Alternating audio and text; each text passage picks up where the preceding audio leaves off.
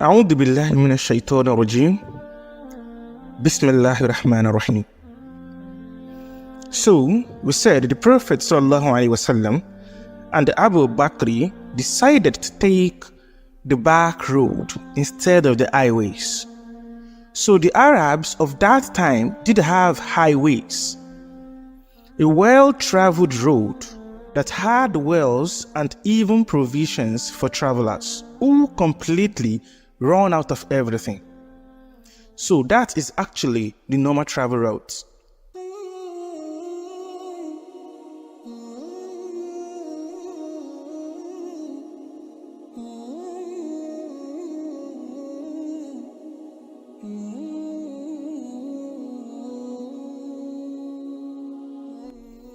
There would be markings so people would know it is a well-traveled path, and they would take those paths for safety, security, and reliance.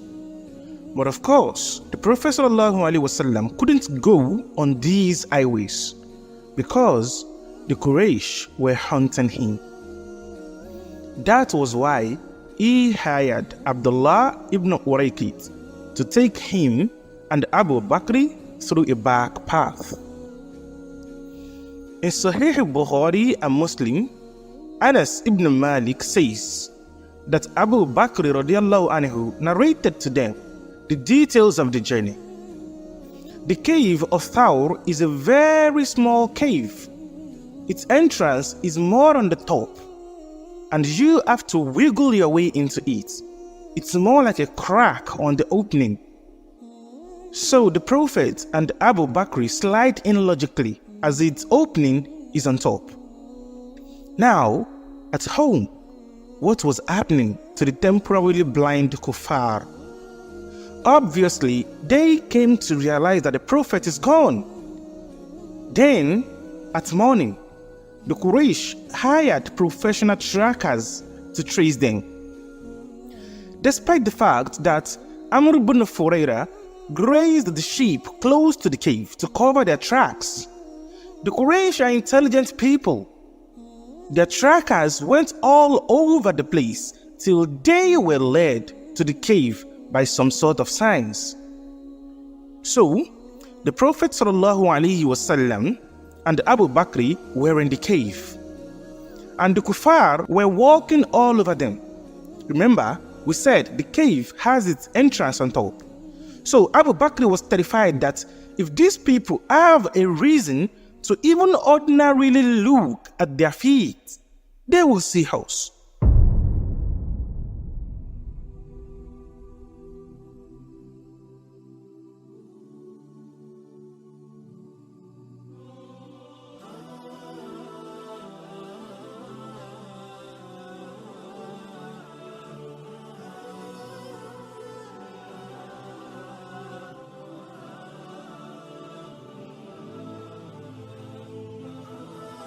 And Abu Bakr saw big personalities of Quraysh from the base of this cave, such as Abu Jahl, Al-Umayyah bin Khalaf, and he whispered to the Prophet ﷺ, if they just look down at their feet now, they would see us.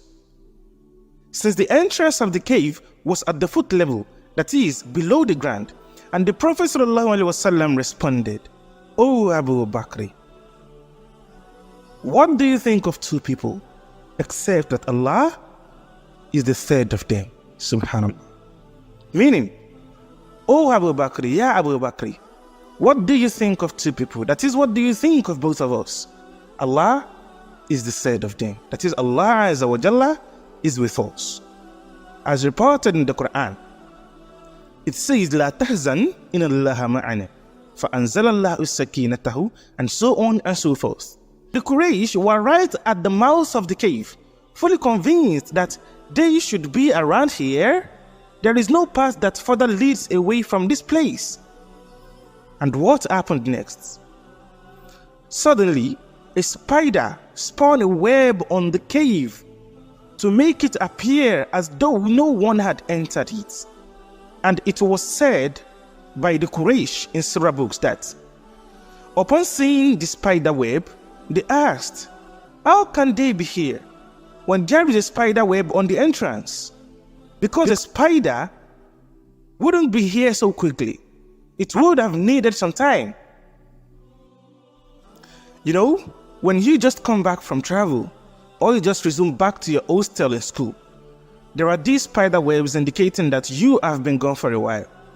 And after that, a tree appeared, leaning down over the mouth of the entrance of the cave, and 2 pigeons started creating a nest on the cave. But do note that out of these stories, even though it still has a slight weakness in it, the most authentic story is the story of the spider, as it is reported in Musnad Imam Ahmad.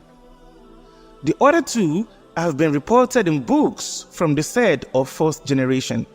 There are big missing links in the chain of narrators.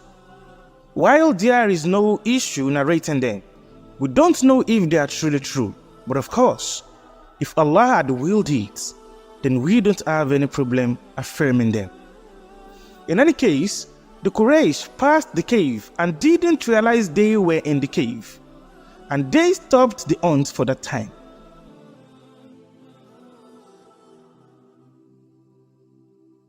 And on the 3rd night, Abdullah ibn Urayqit met with the Prophet and Abu Bakr as planned with the camels, and they journeyed down to Medina.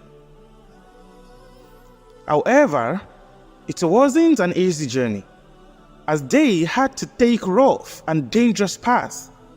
And on top of that, the Quraysh, being unable to find them, placed a bounty on the Prophet's head, sallallahu alaihi wasallam. So bounty hunters were after them as well. And on the way to Medina, a number of incidents occurred. And of those, 2 are clearly authentic. And that is the story of Suraka ibn Malik and the story of Ma'bad.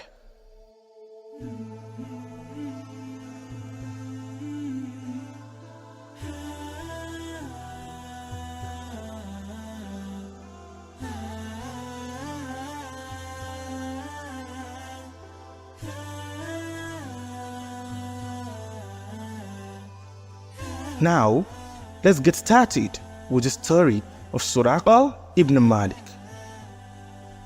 He was the leader of Banu Mudlij, that is not from the tribe of Quraysh. So the Quraysh had placed a bounty of 100 camels on the Prophet sallallahu alaihi wasallam, either dead or alive. That is an immense amount of money. It's a treasure. And this story is narrated by Suraka ibn Malik himself after he accepts Islam. Now, where to begin? News were going all around about the bounty on the Prophet's head. Horsemen are searching for him to claim it. Suraka says he was sitting with his fellow tribesmen, and the news comes that there is a search for 3 riders. The Prophet sallallahu alaihi wasallam, Abu Bakr radiallahu anhu, and Abdullah ibn Urayqit. So Suraka ibn Malik said he was sitting, and one of his people came back and said, I saw 3 people in the distance, and I am sure these must be the 3 people that the Quraysh are looking for. And suddenly, Suraka ibn Malik got greedy. He wanted the 100 camels for himself. So immediately he lied and said, oh, that's not them. That's the party of so and so. They told me they are going on an expedition in that region. That is, that's someone else. I know who they are. So everyone sat down thinking Suraka actually knew those people. And Suraka ibn Malik narrated that when they all forgot about the incident, he slipped away, rushed back home, got his war horse ready, put on his armor, and galloped as fast as he could, running on the horse to the 3 people. Even though there were 3, Suraka had bows and arrows, and it said dead or alive. So he thought he could just kill them without even coming close. And that is actually 100 camels. So The task was easy for him. Taking them alive would have been a little bit difficult, but I can just shoot them dead and then claim the bounty.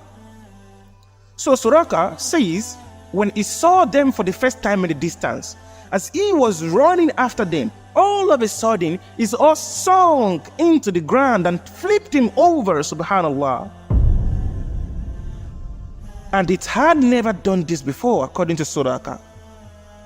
The horse started sinking into the quicksand and it flipped him all over. And that is a major accident. And in another version of the hadith, he said, as he keeps on running quickly after them, suddenly he would see a cloud of smoke or dust between him and the three riders. So he pulled out his aslam.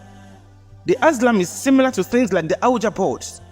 In Yoruba language, we used to call it the oracle, like Ifa. So during that time, he pulled out their own oracles, things like tarot cards, things you can use to predict the future. So the kuffar of Mecca during that time used to use that aslam to predict the future, to ask their pagan gods what to do.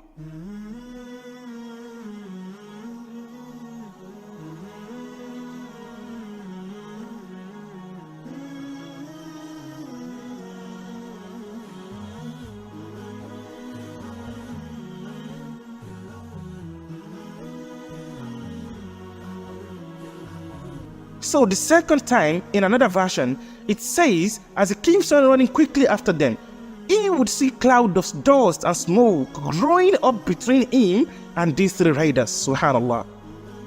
And when he pulled out his aslam and checked what to do, so he threw out his aslam onto the sand, and the response he got was, "Do not proceed."